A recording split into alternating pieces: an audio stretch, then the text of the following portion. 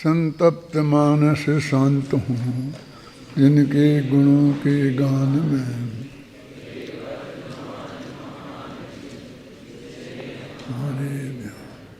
गाथा 188 में चलेगी, पढ़ो पढ़ो पढ़ो।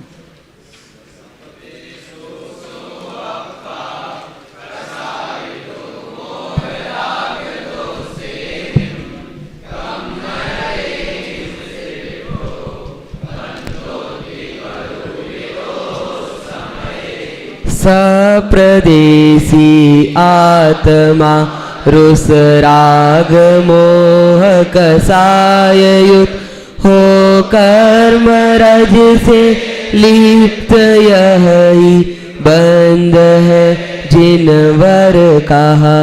एक और बढ़ो।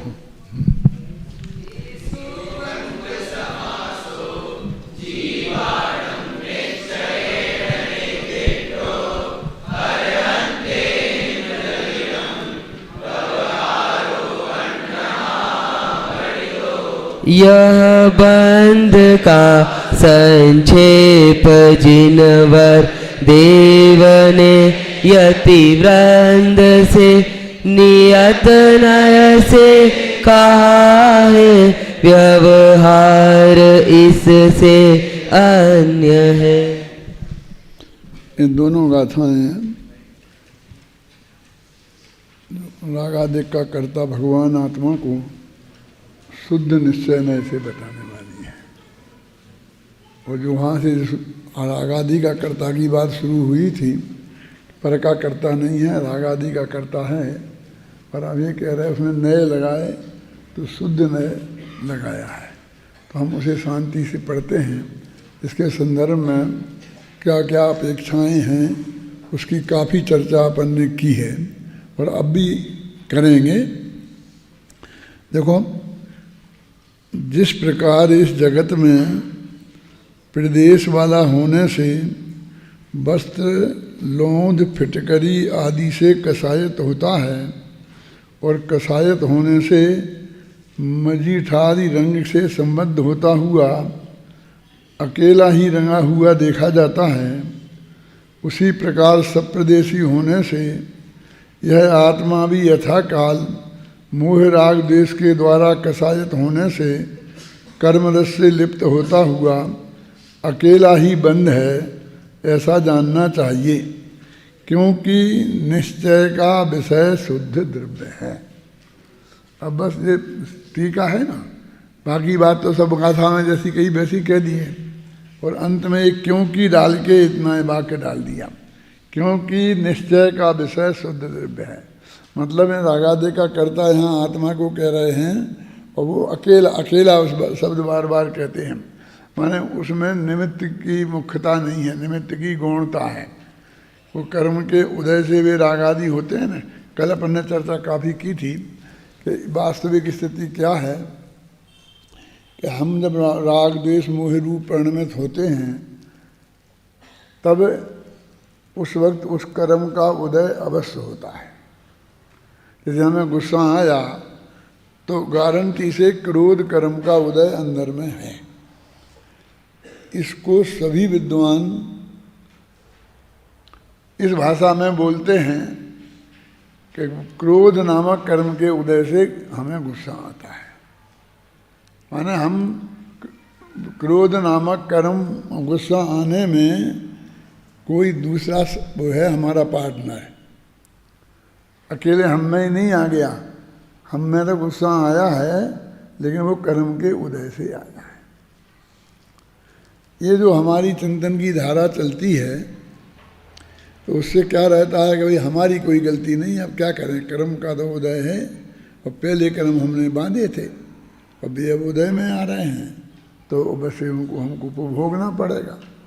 और फिर हम कोई रास्ता मास्ता खोजते हैं तो फिर ये खोजते हैं कि इसको कोई संक्रमण हो जाएगा कि नहीं, उत्कर्षण हो जाएगा, अपकर्षण हो जाएगा, इन कर्मों में कहाँ कहाँ क्या क्या परिवर्तन हो सकता है। और फिर करुणान योग में बहुत विस्तार से इन सब 10 करणों का वर्णन है ना, तो उनमें ये सब बातें विस्तार से बताई हैं। फिर उनको विस्तार से जानने की कोशिश करते हैं और रास्ता खोजते हैं कि उसमें हम ऐसे हो जाएंगे कि विशुद्धतम परिणाम होते हैं तो शुभ का कर्म का बंध होता है, और अशुभ परिणाम होते हैं तो अशुभ कर्म का बंध होता है। इसलिए हमें विशुद्धतम परिणाम करना चाहिए, अशुद्धतम नहीं करना चाहिए, फिर हमारा दिमाग उधर चला जाता है। इस पर से हटाने के लिए वो ये कह रहा है अकेला। अकेला माने वो आत्मा स्वयं ही अपनी योग्यता और क्षमता से स्वयं राग रूप परिणमित हुआ है। कर्म का उदय उसमें निमित्त नहीं है, ऐसा निषेध करके करुणानियोग से झगड़ा मोल नहीं लेना चाहते हैं, लेकिन वो ये जरूर कहना चाहते हैं कि तुम उस पर ध्यान मत दो, ये तुम्हारी ही गलती है।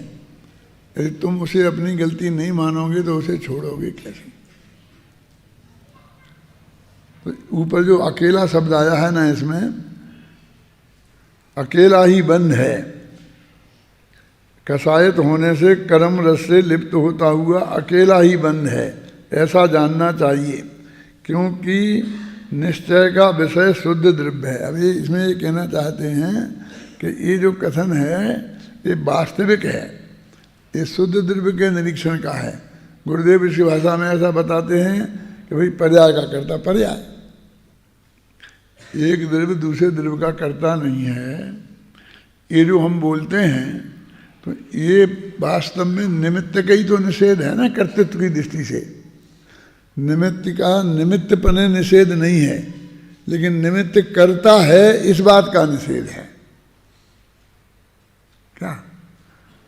और इसलिए वो कहते हैं शुद्ध द्रव्य का निरूपण है। क्या शुद्ध द्रव्य का क्या माने, पर्यायगत योग्यता से हुआ है। और योग्यता एक स्वभावगत योग्यता, एक पर्यायगत योग्यता, एक त्रिकाली स्वभाव और एक वर्तमान स्वभाव। तो ये आत्मा के दोनों स्वभाव ही हैं। और हमारा जो राग हुआ है हमें वर्तमान में, वो हमारे स्वभाव से ही हुआ है। विभाव स्वभाव से कहते हैं, और भी कई नाम से। कहने का मतलब ये है कि तुम लौट के जो तुम्हारी दृष्टि निमित्त पर जाती है तो वो एक द्रव्य दूसरे द्रव्य का जो कर्ता नहीं है, ये जो महासिद्धांत है ये हमारी दृष्टि में गौण होता है, खंडित होता है। और फिर इससे बात यहीं तक नहीं है। फिर वो कहते हैं कि भाई जब तुम्हें कर्ता एक द्रव्य का दूसरे द्रव्य को ही माना है तो ये छोटे मोटे तुच्छ लोगों को कर्ता मानने से क्या फायदा। फिर एक सर्वशक्तिमान भगवान को मान लो कि उसने सब किया, तो उसके सामने समर्पण करने में कभी मज़ा आएगा कुछ। अभी तुम इस जब इसने किया बुरा, इसने किया, इसने भला किया, तो इन सब के चरणों में इसने भला किया ऐसा मानते हो तो उसके चरणों में लौटने को तैयार हो, और बुरा करते हुए ऐसे मानते हो तो मानने को तैयार हो। तो वो इसके लिए यदि वो कहें कि हमारे आत्मा से स्वभाव से ही कहते हैं तो फिर स्वभाव विकार का कर्ता हो जाता है।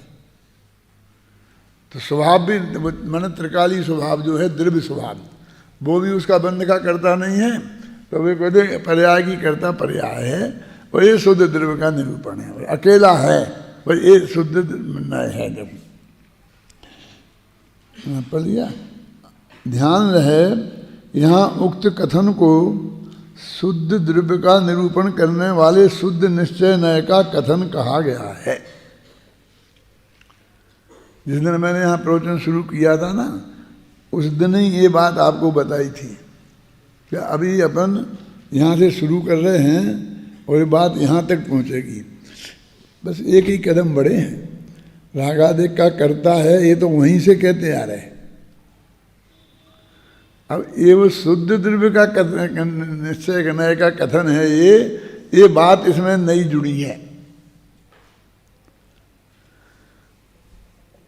मैं गाथा की तरफ देखता हूँ तो गाथा में ऐसा कोई संकेत दिखाई नहीं देता, वो टीका में है। लेकिन हम ये नहीं कह सकते कि वो टीकाकार आचार्य की है, क्योंकि आगे पीछे से जब गाथाओं का हम मिलान करते हैं तो वो उसी तरफ बढ़े हैं और उनने उसको वही कहा है। देखो टोडरमल जी ने मोक्ष मार्ग प्रकाशक में जो निश्चय व्यवहार की परिभाषाएं दी हैं वो सब इधर ही से हैं, यही हैं। अपन नए चक्र पढ़ते हैं ना, तो नए चक्र में तो यहाँ है ही नहीं, मैं तो कहते समय सार आदि ग्रंथ से लिखी हैं। अब ये इसमें क्या है जो लिखा है, एक द्रव्य के पदार्थ को दूसरे द्रव्य का कहना है ना, ऐसा है ना, तो उसे उनका व्यवहार है और उसको उसी का कहना उनने है। फिर एक द्रव्य की परिणति को उसी द्रव्य की कहना सुन व्यवहार निश्चय है, और पर द्रव्य की कहना निमित्त आदि का संयोग देखकर तो वो व्यवहार है।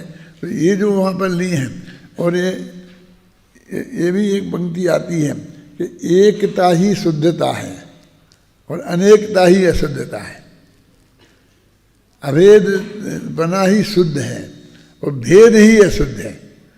माने वे दो ही भेद करते हैं ना, भेद व्यवहार है ना, भेद है सो व्यवहार है, व्यवहार है माने अशुद्ध है बस। ये पद्धति है। देखो विगत गाथाओं में ये तो पढ़ लिया आपने ऊपर तो है, ध्यान रहे यहाँ उक्त कथन को शुद्ध द्रव्य के निरूपण करने वाले शुद्ध निश्चय नय का कथन कहा गया है। कि शुद्ध द्रव्य का कथन करने वाले और शुद्ध नय और रागादिक का करता है। अगली गाथा की टीका में इस बात को और भी अधिक स्पष्ट रूप से कहा जाएगा। अपन को ऐसा विकल्प आता है ना, देखो इसमें तो हमने टीका में देखा, ध्यान से गाथा में भी देखा, तो ऐसा दिखता नहीं जैसा आप कह रहे हो। तो जो मैं कहना अगली गाथा में कहा जाएगा तो उसको वो यहाँ से बता रहे हैं आपको। नयों के कथन करने वाले ग्रंथों में इस प्रकार के प्रयोग देखने में नहीं आते। अब नयों का जो वर्णन करने वाले ग्रंथ हैं उसमें रागादिक का करता आत्मा शुद्ध निश्चय नय से ये नहीं आता, अशुद्ध निश्चय नय से तो आता है।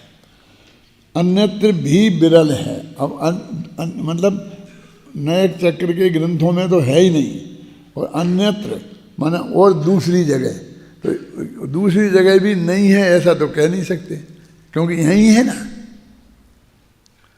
तो विरल है माने बहुत कम है, समझे ना, बहुत है। विगत गाथा में निश्चय व्यवहार की संधि पूर्वक अनेक प्रकार से संबंधित विषय वस्तु को प्रस्तुत किया गया है। अब इस गाथा में यह बताते हैं कि निश्चय व्यवहार में किसी भी प्रकार का विरोध नहीं है, अपितु अविरोध ही है। कि यह बंध का संक्षेप है जिनवर देव ने यति वृंद से। अब क्या कह रहे ये बात समूषण में बैठकर जिनवर देव ने गणधर देव से कही है और बाकी मुनिराजों से। जैसे मान लीजिए उनके प्रमुख श्रोता तो वही लोग हैं ना, गणधर ही कहलाते हैं, वैसे मुनि ही होते हैं, और बाकी मुनि लोग होते हैं। बाकी 12 सभाएं होती हैं तो उसमें तो गाय भैंस कुत्ता बिल्ली भी होते हैं। हमको सबको एक सी हैसियत तो नहीं दी जा सकती है। उनके सर्वश्रेष्ठ श्रोता कौन है? यहाँ भी कोई अच्छा प्रवचन होना हो किसी बड़े संत का, तो बैठने की व्यवस्था करेंगे तो मुनिराजों की अलग करते हैं कि नहीं व्यवस्थित हैं, और उनमें भी जो छोटे बड़े होते हैं उनके हिसाब से भी करते हैं। तो कहते गणधर देव ने यति वृंद में गणधर देव और बाकी के मुनिराजों से, माने ये सर्वज्ञ भगवान ने ये बात उन मुनिराजों से समूषण में बैठ के कही थी। मेरे कहने का मतलब ये है कि वो उनको खुद ही लग रही कि ये बात ज़्यादा चलेगी नहीं क्योंकि सब जगह तो ऐसा है नहीं। वो खूब खोल खोल के अशुद्ध निश्चय में से रागादि का करता आत्मा को कहा है, और नहीं तो अकर्ता है, करता है ही नहीं ये कहा है। तो इसलिए वो कहते हैं कि वहाँ उनने गणधर यह बंध का संक्षेप जिनवर देव ने यति वृंद से अरहंते ही जदीणम, अरहंतों ने यतियों से, जदीणम ने यति मैंने कहा है नियत नय, और ये बात निश्चय नय से कही है और व्यवहार इससे अन्य है। गाथा में तो इतनी सी बात कह दी। अब वो प्रकरण में चला आ रहा है ना। आचार्य अमृतचंद तत्व प्रदीप का टीका में इस गाथा के भाव को इस प्रकार स्पष्ट करते हैं, राग परिणाम ही आत्मा का कर्म है। देखो वही राग परिणाम पुण्य पाप रूप से द्वैत है, माने पुण्य पाप का कर्ता आत्मा है, ऐसा अर्थ हो गया ना।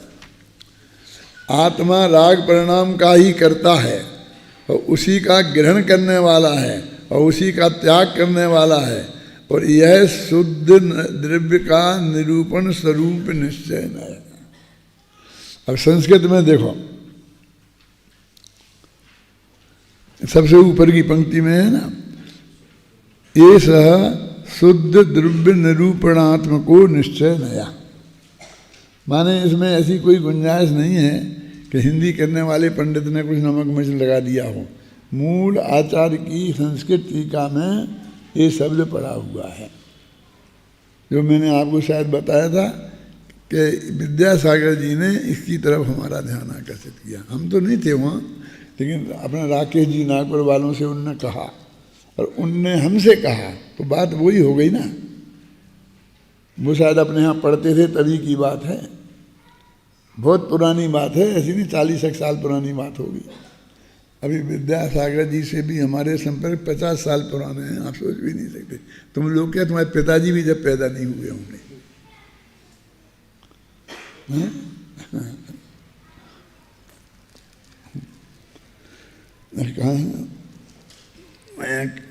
कहाँ आ गए थे, पढ़ रहे थे ना, हाँ इधर है ऊपर। जो पुद्गल परिणाम आत्मा का कर्म है वही पुण्य पाप रूप द्वैत है। आत्मा पुद्गल परिणाम का ही करता है, उसका ग्रहण करने वाला है और छोड़ने वाला है। ऐसा जो नय है वह अशुद्ध द्रव्य के निरूपण स्वरूप व्यवहार नय है। अशुद्ध नय कहो, अशुद्ध निश्चय नय कहो, चाहे व्यवहार नय निश्चय कहो, वे एक ही बात है। और ये लिख रहे हैं कि ये रागादिक का नहीं है, ये तो पौद्गलिक कर्म ज्ञानावरण आदि उनका कर्ता बता रहे हैं यहाँ। ये व्यवहार शुद्ध निश्चय नय से कर्ता रागादिक का करता है, रागादिक नहीं पर द्रव्य का, द्रव्य कर्म का, द्रव्य कर्मों का करता है, देहादि का करता है, शरीर का करता है, नो कर्म का करता है। माने ये अशुद्ध जो अपने यहाँ उपचरित व्यवहार नए कहते हैं ना शांति जी जिसको, वो उसमें जाता है। अभी इसी में अभी अपन पढ़ते हैं, ऐसा लिखा है कि ऐसा उपचार किया है, इसका मतलब जो उपचरित कथन है, खुद ही शुद्ध द्रव्य का शुद्ध निश्चय नहीं कह रहे और ये उपचरित कथन कह के मुझे ये भी कह रहे कि अकेला सद्भूत ही नहीं है, उपचरित भी है, क्योंकि दूसरे द्रव्य की बात है ना। कहाँ पढ़ रहे थे हम? ऐसा जो नय है वो अशुद्ध द्रव्य के निरूपण स्वरूप व्यवहार नय है। यह दोनों नय हैं क्योंकि शुद्ध रूप और अशुद्ध रूप दोनों प्रकार से द्रव्य की प्रतीति की जाती है। ऐसा अनुभव में आता है कि वो शुद्ध रूप भी परिणमित होता है और अशुद्ध रूप भी परिणमित होता है। वीतराग भाव रूप परिणमित होता है और राग भाव रूप भी परिणमित होता है। किंतु यहाँ निश्चय नए साधकतम होने से ग्रहण किया जाता है, क्योंकि साध्य के शुद्ध होने से, द्रव्य के शुद्धत्व का द्योतक होने से निश्चय नय ही साधकतम है, किंतु अशुद्धत्व का द्योतक व्यवहार नय साधकतम नहीं है। ये साधकतम है ना, जो करण साधकतम करणम है ना, तो असली कारण, जो असली कारण होता है उसे साधकतम कहते हैं। तो कहते हैं ये ही वास्तविक है और ये उसका कारण है असली। यहाँ आचार्य जयसेन तात्पर्य वृत्ति टीका में इस गाथा का अर्थ आचार्य अम्बेचंद की तत्वदीप का टीका के समान ही करते हैं, तथापि अंत में एक प्रश्न उठाकर उसका समाधान इस प्रकार प्रस्तुत करते हैं। देखो, पिछली गाथा में अपन ने लिखा था कि जयसेन भी ऐसा ही अर्थ करते हैं, फिर और कुछ नहीं लिखा था, और इसमें ये लिखा कि वे प्रश्नोत्तर उठाते हैं और उसका समाधान करते हैं, क्योंकि दूसरा अर्थ तो उन्हें भी भाषित नहीं होता, क्योंकि आगे पीछे की गाथाओं से मिलान करके देखते हैं, क्रम को मिलान करके देखते हैं तो यही अर्थ भाषित होता है। लेकिन लोगों के दिमाग में, उनके शिष्यों के चित्त में भी तो प्रश्न तो खड़े होते होंगे ना, क्योंकि निरंतर यदि हम वो अध्याय करते आए हैं और जब नए चक्र पड़ा होगा तो उसमें भी वही बात आई होगी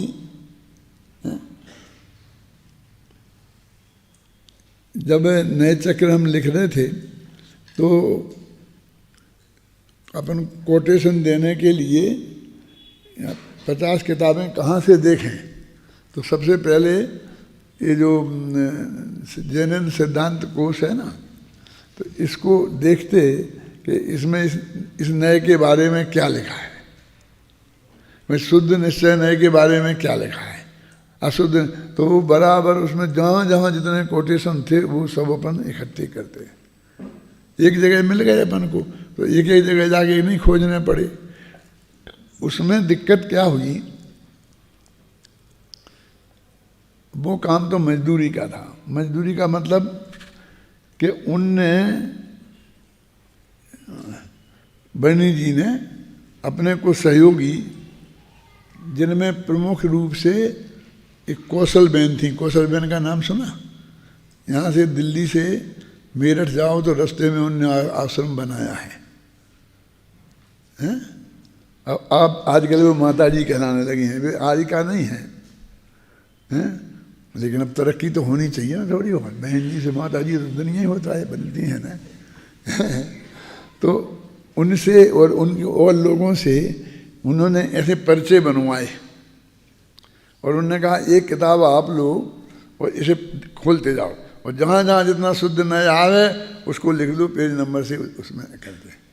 ऐसे वो पर्चे बना लेते और पर्चे फिर एक फाइल में ऐसे अलग अलग अलग रख लेते। फिर देख करके जहाँ जहाँ निश्चय नय का दिया तो वे सारे कोटेशन उनने उठा के वहाँ से रख दिए। अब वो जिस गाथा जहाँ से निकाला था ना, उसमें जिस पंडित ने जो अर्थ किया होगा वही अर्थ भी उसके साथ में लिख दिया। आप देखना अभी जैन सिद्धांत कोश में कोई भी एक शब्द ले लेना पकड़ के, फिर देखना कि उसमें धबला में ये लिखा, फलानी जगह ये लिखा, फलानी जगह ये लिखा।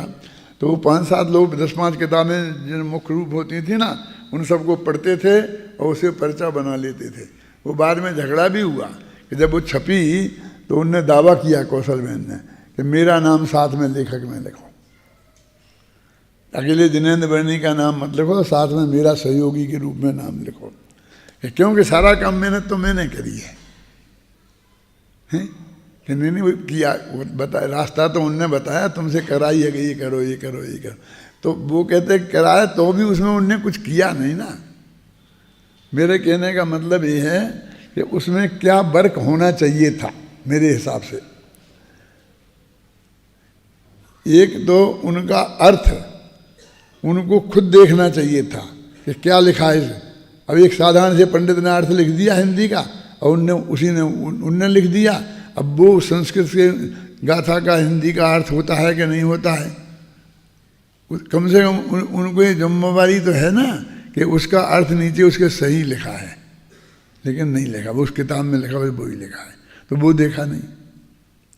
तो अब हम तो सिर्फ जैन के सिद्धांत कोश की बात है और वर्णी जी की बात है, तो उस भजन के साथ में हम उस अर्थ को देखेंगे।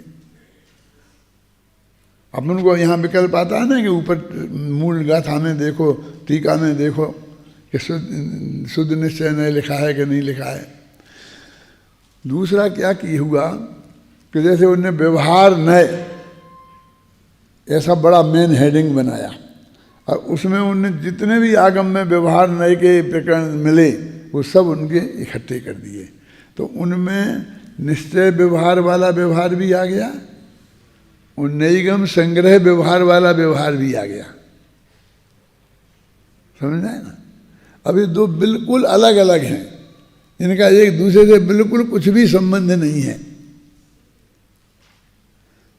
अब उन्हें पढ़ें तो यहाँ तो अलग लिखा है, वहाँ बिल्कुल अलग लिखा है। अब निश्चय व्यवहार पे तो लिख रहे लेख और वे सारे संग्रह व्यवहार वाले व्यवहार के कोटेशन सामने आ रहे, उनकी उपेक्षा कैसे करें? बहुत करते करते जब मुश्किल से आया कि भैया इनको छांटना पड़ेगा, ये अलग हैं ये अलग हैं। तो आप कहोगे भैया आपको दूसरे को तो साधारण लोगों को तो ठीक है। अरे साधारण लोगों को क्या ठीक है, वो तो जैसा भी उन्होंने लिखा वैसे ही लिख देते हैं अर्थ। और जो जिसको ज़रूरत है और गहराई से तुम लेखक बनना चाहते हो और ईमानदारी से तुम करना चाहते हो तो उसको तो वो और चक्कर में पड़ रहा है। और लौकिक व्यवहार की भी कहीं बात आ गई हो तो वो भी उसमें आ गई है। उन्हें कहीं कहीं मोक्ष मार्ग कहा जा गया, किसी भी किताब में लिख दिया कि ये तो व्यवहार है, तो वो भी लिख दिया। अब वे सब आपस में टकराने लगे। ऐसे एक के नहीं अनेक शब्दों के साथ में ऐसा हुआ है। बस इतना ही फायदा है, सबको अपने पास उसे रखना चाहिए कि बोधे सामग्री हमें एक जगह इकट्ठी मिल जाती है, लेकिन उसे हमें बहुत सावधानी से उपयोग करना चाहिए। क्या सावधानी रखना चाहिए कि जैसे उन्होंने लिखा है कि गोमरसार की फलानी गाथा ये है, तो वो गोमरसार में भी देखना चाहिए, उस गाथा को भी देखना चाहिए, उसका अर्थ भी देखना चाहिए, और अपने दिमाग भी लगा के देखना चाहिए कि वो उसका अर्थ सही है कि नहीं है।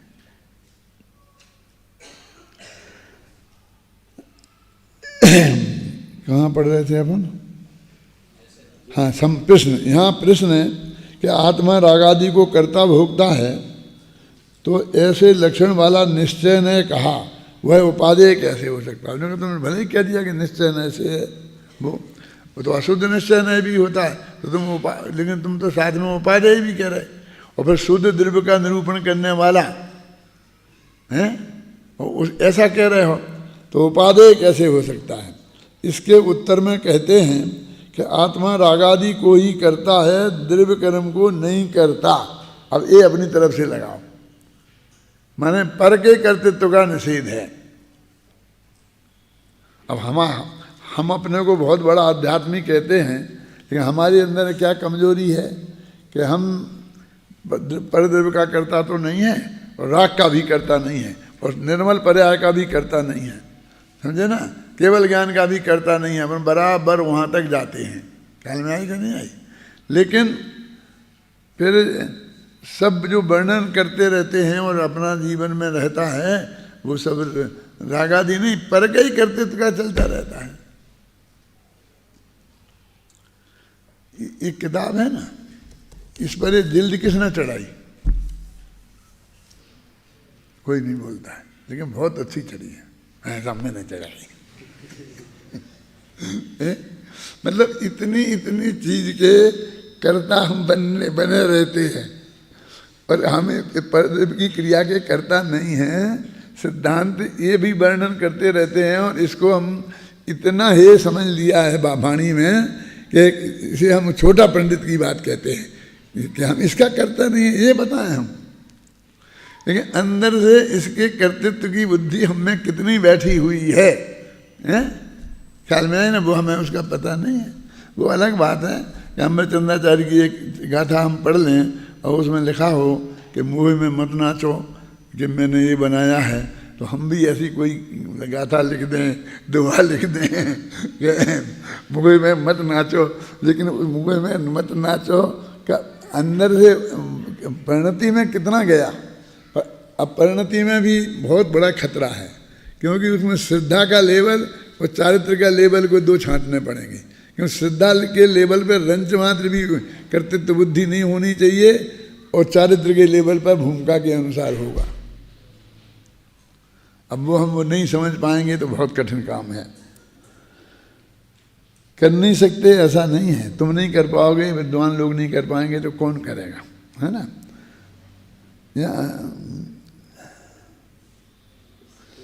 इसके उत्तर में कहते हैं कि आत्मा रागादि को ही करता है, द्रव्य कर्म को नहीं करता। रागादि ही बंध के कारण हैं। जब जीव ऐसा जानता है तब राग द्वेष आदि विकल्प जाल को छोड़कर रागादि के विनाश के लिए निज शुद्धात्मा की भावना करता है। इससे रागादि का विनाश होता है, और रागादि का विनाश होने पर आत्मा शुद्ध होता है। इसलिए परंपरा से शुद्धात्मा का साधक होने के कारण, देखो बात, अब वो परंपरा कारण है, वास्तविक कारण नहीं है ना। और अशुद्ध नय भी उपचार से शुद्ध नय कहलाता है। वो है तो अशुद्ध नय, और उपचार से उसे शुद्ध नय कहा। उपचार से कहा तो उपचार तो मतलब बिल्कुल झूठा ही होता है ना। उपचरित तो समझते हो ना, व्यवहार नए में लगता है ना, उपचरित असद्भूत और अनुपचरित असद्भूत, ऐसे भेद लगते हैं ना। और उपचरित सद्भूत और अनुपचरित सद्भूत, तो सबसे छोटा कौन है? उपचरित असदभूत है ना, तो असदभूत में उपचरित लग गया तो वो और बड़ा झूठा हो गया, उस एक स्टेज नीचे और गिर गया। असदभूत जितना अभूतार्थ है उससे उपचरित लग गया, तो मतलब उपचरित लगने से और नीचे गया ना, तो यहाँ भी उसे उपचार शब्द कह रहे कि उपचार करके शुद्ध नय कह दिया। क्या करें हम, वहाँ शुद्ध नय भी कहते जा रहे हो, यहाँ उपचार से भी कहते जा रहे हैं। माने तुम सच्चा शुद्ध नय मान मत लेना। क्यों, समझ आ रहा? क्यों? अच्युत देखो,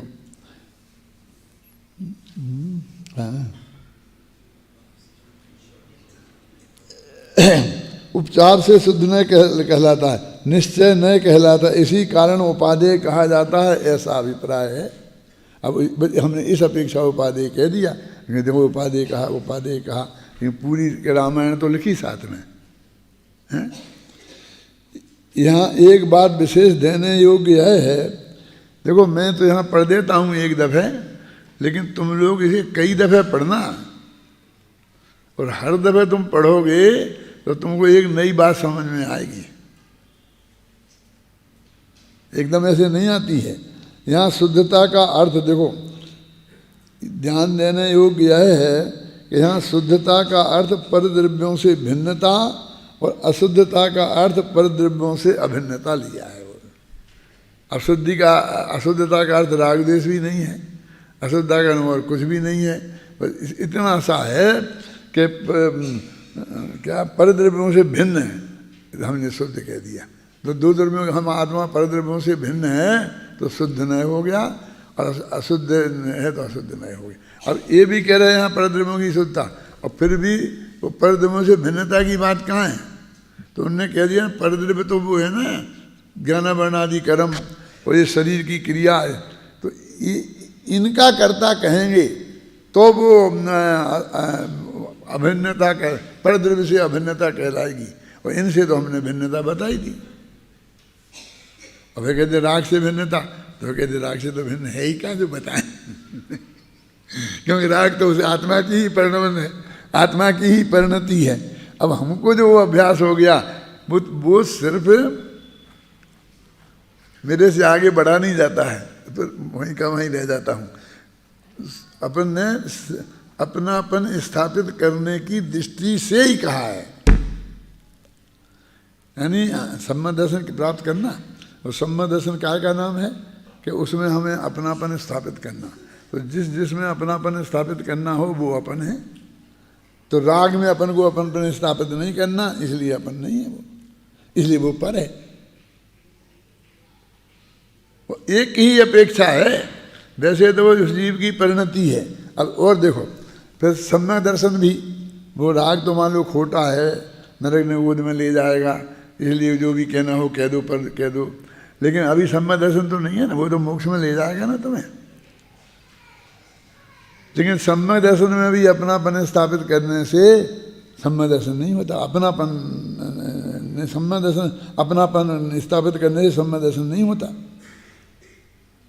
उसमें, तो इसलिए फिर उसे भी पर कहा।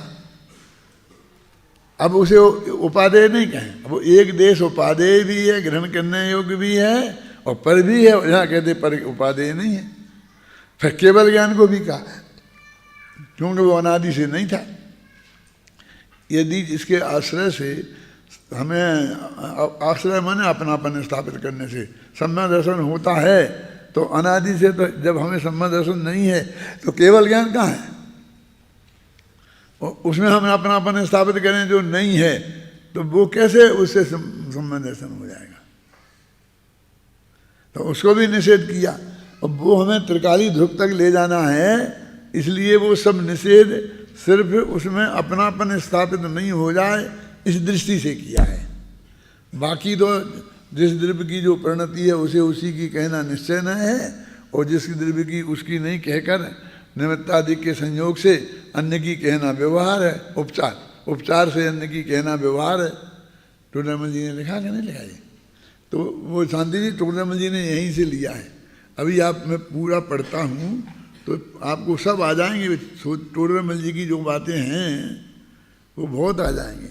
मैंने जब ये पाठमालाएँ लिखी थी तो उसमें निश्चय व्यवहार को तब तक मैंने नए चक्र वगैरह ज़्यादा नहीं पढ़े थे, और टोडरमल जी के आधार पर ही निश्चय व्यवहार का पाठ लिखने का नक्की किया था।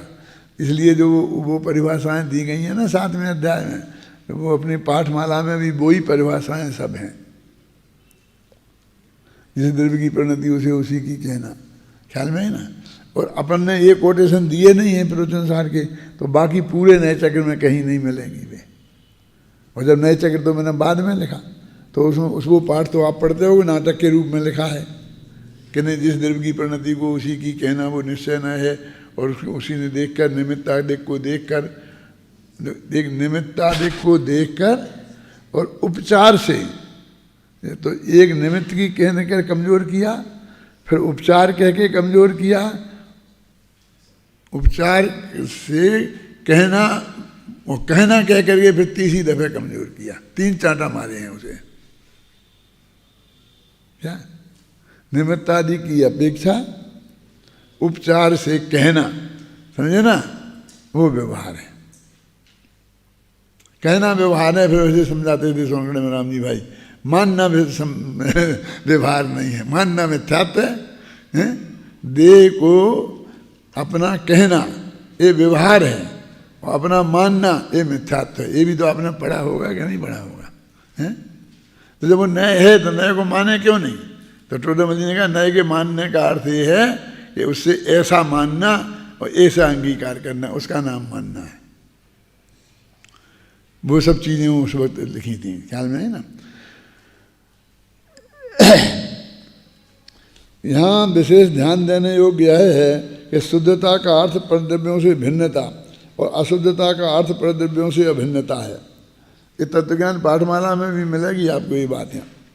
यही कारण है कि यहाँ आत्मा को रागादि भावों का कर्ता शुद्ध निश्चय नय से कहा गया है, जबकि अन्यत्र लगभग सर्वत्र ही आत्मा को रागादि का कर्ता अशुद्ध निश्चय नय से कहा जाता रहा है। अभी 2 ही बातें लिखी ना, यहाँ शुद्ध निश्चय नय से कहा और अशुद्ध निश्चय नय से कहा। अब जो गुरुदेव का जो जवाब है ना, खबर छे, बधी खबर छे, वो यही है कि हमने ये सब लिखा तो हमें सब पता है, और तुम एकदम ऐसे आ गए, अरे साहब एकदम स्पष्ट लिखा है कि रागादि और रागादि को आप शुद्ध निश्चय नहीं कहते हो। हम तो नए चक्कर पढ़ा है, और हमने उनसे भी पूछ लिया है कैसे, संजीव जी से, और ये बिल्कुल आप कैसे कहते हो? बंदूक लेके आए तो हम कहेंगे खबर है, बड़ी खबर, मतलब हमने वो सब देखा है, उसके बारे में प्रश्नोत्तर भी लिखे हैं, जवाब भी लिखे हैं, उसको तुम समझो। ये है गुरुदेव का उसका अर्थ। और यहाँ लिखना भी इसलिए जरूरी है कि नहीं तो वो समझे इन्हें देखे ही नहीं होगा, इन्हें देखे ही नहीं होगा, इन्हें देखे ही नहीं होगा। आचार्य जयसेन का ध्यान भी इस ओर गया था। यही कारण है कि उन्होंने यह कहकर समाधान करने का सफल प्रयास किया है कि परंपरा से शुद्धात्मा का साधक होने से यह अशुद्ध निश्चय भी उपचार से शुद्ध न कहलाता है। अब उपचार से लगा दिया तो शुद्ध न कहने की कीमत जो बढ़ाई थी वो घटा तो ज़्यादा नहीं। अपन कहते हैं ना कि हमने एक टैक्स लगाया तो इतनी छूट दी, इस टैक्स में 5 रुपये की छूट दे दी, काहे के तुम्हारे रसोई के गैस पे, और फिर उसी पेट्रोल के भाव में 5 रुपये लीटर बढ़ा दिए, जो दिन में रोजीना 2-4 लीटर लेना पड़ता है और वो महीना भर में 1 लेना पड़ता, तो उसमें 5 रुपया कम कर दिए, और जिसमें रोजीना लगता है तो 5 कितना बढ़ा दिए, 150 रुपये बढ़ा दिए। ऐसा ही नहीं लगता है जी कि उपचार कह करके उसे कमजोर कर दिया। उपचार से शुद्ध में कहलाता है, इसी कारण उपादेय भी कहा जाता है। उपचार से ही हमने उसे उपादेय भी कह दिया। आचार्य जयसेन के उक्त कथन में स्वमागत परंपरा से शुद्धात्मा का साधक, अब इनने शुद्धात्मा का साधक कहा और एक पीछे से पंगा लगा दिया परंपरा से। परंपरा से का अर्थ जानते हो क्या? कि जब अपनी पूजन करते हैं ना अपन भगवान की, ये परंपरा से मोक्ष का कारण है। मतलब माने इससे अभी तुम्हें गारंटी से मोक्ष नहीं होगा, फिर कभी तो क्या परंपरा का मतलब क्या है कि तुम भगवान की पूजन करते रहोगे तो एक आध भगवान का समूषण आएगा, कदाचित तुम उसमें चले गए और उनकी दिव्य ध्वनि सुनने को मिल गई और कदाचित तुम्हारे दिमाग में एक आध बात बैठ गई और तुमने फिर अपनी दीक्षा ले ली, फिर अपने आत्मा का ज्ञान किया। ऐसे करोगे तो तुम भी मोक्ष में चले जाओगी। इसका नाम है परंपरा मोक्ष का कारण। राम जी भाई तो ऐसा कहते थे कि परंपरा लिखी है तो अपन कह तो लिख तो ऐसा रहे कि मोक्ष का कारण है, लेकिन स्पष्ट अर्थ ये है कि साक्षात मोक्ष का कारण नहीं है। कैसा? जैसा आदिनाथ ने कहा था ये मारीच 24वां तीर्थंकर होगा, तो उसका वास्तविक अर्थ क्या था कि एक कोड़ा कोड़ी सागर तक बेटा अभी संसार में ही रखड़ेंगे, और एक कोड़ा कोड़ी सागर रखड़ने के लिए भगवान की बात का समर्थन करके नहीं रखड़ सकते, इसलिए उनने फिर भगवान आदिनाथ की बात का विरोध किया। जब तक तीर्थंकर की बात का विरोध नहीं करेगा तो इतने काल तक संसार में कैसे रहेगा? कितने काल? बहुत है। कैसा बहुत है? हम 2000 सागर को निकलते हैं, 30 पर्याय में आते हैं, एक इंद्रिय की पर्याय से, और एक कोड़ा कोड़ी सागर, करोड़ का करोड़ में करो, और 2000 सागर, 2000 और करोड़ का करोड़ में गुणा करो, वो कोड़ा कोड़ी है, कितना फर्क है।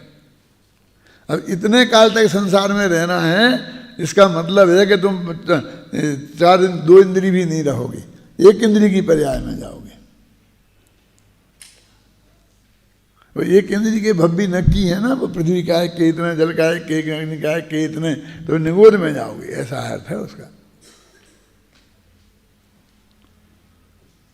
जो कुंद कुंद के लिखते हैं ना अष्टपहर में कि वो लूला लंगड़ा होगा, जो अपनी वाणी का दुरुपयोग करेगा वो लूला लंगड़ा होगा। उसका मालूम क्या अर्थ है? हम लूला नहीं जानते।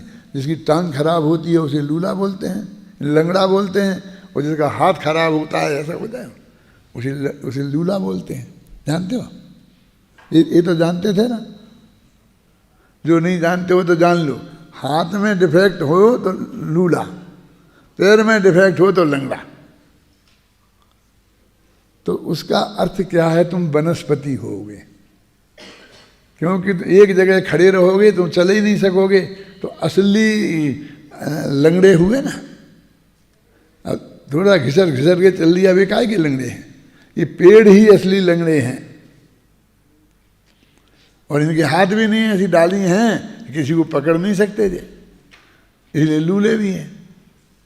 लूले लंगड़े माने पेड़ है, और पेड़ में वनस्पति कायक होता है, उसमें निगोदिया होता है।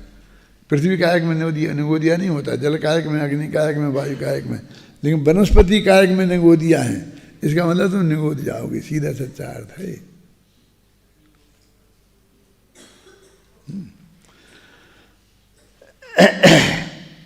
परंपरा से शुद्धात्मा का साधक और अशुद्ध नय भी उपचार से शुद्ध नय कहलाता है। इसी कारण उपादेय है। ये वाक्य ध्यान देने योग्य हैं, क्योंकि इनमें अत्यंत स्पष्ट शब्दों में यह कहा गया है कि आत्मा को रागादि का कर्ता कहने वाला नय मूलता तो अशुद्ध निश्चय नय ही है, पर उसे यहाँ प्रयोजनवश उपचार से शुद्ध निश्चय नय कह दिया है। इसी प्रकार यहाँ इसे परंपरा से ही शुद्धात्मा का साधक कहा गया है, साक्षात साधक नहीं कहा गया है।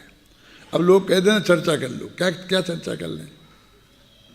मान लो ने हमें बताया था विद्यासागर जी ने, तो हम उनसे चर्चा करके कोई पार पड़ सकती थी इसमें।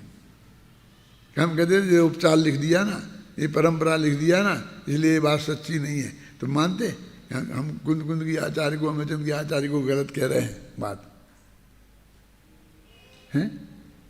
तुम चाहो तो समझ सकते हो, माने जो समझना चाहे वो समझ सकता है, जो नहीं समझना चाहे, लड़ना चाहे, वो उसे नहीं अपन समझा सकते। अब यहाँ आत्मा रागादि रूप है और रागादि का स्वामी है और रागादि का कर्ता भोक्ता है, यह शुद्ध निश्चय नय का कथन है। अब ये चारों पॉइंट ले लिए हैं? यह कहकर यह कहना चाहते हैं कि आत्मा स्वयं रागादि रूप परिणमता है, बस रागादि के स्वामी बने परिणमता है, रागादि के कर्तृत्व भोक्तृत्व रूप परिणमता है। यह सब आत्मा की पर्यायगत योग्यता के कारण है, स्वयं से ही होता है, पर के कारण नहीं, कर्मादि के कारण भी नहीं। कर्म उदय से भी नहीं। और तुमने हमें गाली दी इसलिए भी हमें गुस्सा नहीं आया, और कर्म का उदय था क्रोध कर्म का, इसलिए भी गुस्सा नहीं आया। तो क्यों आया? कि हमारी पर्यायगत योग्यता से आया, इसलिए इसे शुद्ध निश्चय नहीं कहा, क्योंकि पर के सहयोग की बात नहीं है। शांति जी, मैंने कोशिश तो बहुत की है पूरा जितना स्पष्ट हो सकता है उसे लिखने की, लेकिन जब जितना भाषा में आ सकता है उतना ही आएगा ना। और कहने की भी वो कोशिश बहुत करता हूँ, इसलिए मेरे साथ दिक्कत ये है कि मैं आगे नहीं बढ़ पाता हूँ। एक ही विषय पर कई दिन तक चलता रहता है, क्योंकि वो खत्म ही नहीं होता मेरे अंदर से। उस पर तर्क युक्तियाँ नए नए आते रहते हैं, तो मैं आपको बताता रहता हूँ। हो गया? यदि इसमें पर की कारणता स्वीकार की जाएगी, काय में राग हुआ और इसमें राग होने में पर की कारणता स्वीकार की जाएगी, तो फिर आत्मा इनका कर्ता भोक्ता नहीं रहेगा। फिर क्योंकि स्वतंत्रा कर्ता कहते ही उसे जो स्वतंत्र रूप से वर्ण में स्वतंत्र हो, पर से निरपेक्षता ही इसकी शुद्धता है। वहाँ भिन्नता ही शुद्धता कहा था, और अभिन्नता शुद्धता भिन्नता कहा था, और यहाँ पर से निरपेक्षता शुद्धता है, स्वतंत्रता है। इसका नाम स्वतंत्र है, निरपेक्ष है। अब कहाँ कहाँ क्या क्या अर्थ लगाओगे? शुद्ध कह दिया तो हम तो इतना सा समझते हैं कि नहाया धोया नहीं तो हम अशुद्ध हैं, नहा धो लिया तो शुद्ध हो गए। और फिर महिलाएं यहीं तक रहती हैं, तुम यहाँ से बढ़ते रागादि भाव हुए तो अशुद्ध हो गए, और रागादि भाव हो गए तो अशुद्ध नहीं तो शुद्ध हो गए। हमें कितनी अपेक्षाएं होती हैं। यही बताने के लिए इसे शुद्ध निश्चय नय का कथन कहा गया है। जिस द्रव्य जो आ गया, देखो, जिस द्रव्य की जो परिणति हो, उस परिणति को उसी द्रव्य की कहना शुद्ध निश्चय नय है, और उस परिणति को अन्य द्रव्य की कहना अशुद्ध निश्चय नय है, अर्थातु व्यवहार नय है। अब अशुद्ध निश्चय नय कह देते, फिर अर्थातु कह के व्यवहार कह देते, फिर व्यवहार कह दिया तो अभूतार्थ हो गया। उक्त परिभाषा के अनुसार रागादि भाव जीव द्रव्य की परिणति है, अतः उसे जीव की परिणति कहना सत्य है। इस कारण वह निश्चय नहीं है, और पर से भिन्नता और अपने से अभिन्नता ही शुद्धता है। ये सब मोक्ष मार्ग प्रकाशक में है। और मेरे वो किताब, कौन सी किताब, मैं कौन हूँ किताब है ना, उसमें ही पढ़ना तुम। कुछ लेख है ना, आत्मानुभूति और प्रक्रिया और क्रम, आत्मानुभूति कैसे होती है, 5 लेख हैं। कौन कौन से? सुख क्या है, मैं कौन हूँ, तत्व विचार और आत्मानुभूति, आत्मानुभूति प्रक्रिया और क्रम, और आत्मानुभूति संपन्न पुरुष की दशा। ऐसे 5 लेख हैं उसमें ये सब मिलेगा। और ये भी मैंने 50 साल पहले लिखी थी। ये सब मेरे कितने लेख हैं शांति जी। ये तब के अपन ने भगवान महावीर निर्माण वर्ष में तो वो किताब बांटी थी सबको, सारे देश में बांटी थी। इस कारण यह कथन शुद्ध नय है। इस प्रकार रागादि का स्वामी कर्ता भोक्ता आत्मा को कहना शुद्ध निश्चय नय का कथन है। इसका क्या अपेक्षा है वो सारी बात इसमें स्पष्ट कर दी है। विगत गाथा में निश्चय और व्यवहार में अविरोध दिखाने के उपरांत अब इन गाथाओं में अशुद्ध नय से अशुद्धात्मा और शुद्ध नय से शुद्धात्मा की प्राप्ति होती है, यह बताते हैं। अब मैं कल इन 90वीं गाथा ही चलाऊँगा। अब ये मैं जानता हूँ तुम्हें 10 दफ़े पढ़ना पड़ेगा इसको, पीछे वाले हिस्से को, तो कुछ पल्ले पड़ेगा और कुछ याद रहेगा। और मैं यदि पढ़ता रहूँगा रोजीना और ये सब समझाता रहूँगा तो कुछ ज़्यादा नहीं है। जितना कहना था मैंने कह दिया, ख्याल में है ना। अब तुमको स्वयं ही इसको बार बार पढ़ोगे तो वो सारी अपेक्षाएं तुम्हारी दृष्टि में स्पष्ट हो जाएंगी, तो तुम प्रॉपर जवाब किसी को दे सकोगे, नहीं तो नहीं दे सकोगे। बस ठीक है।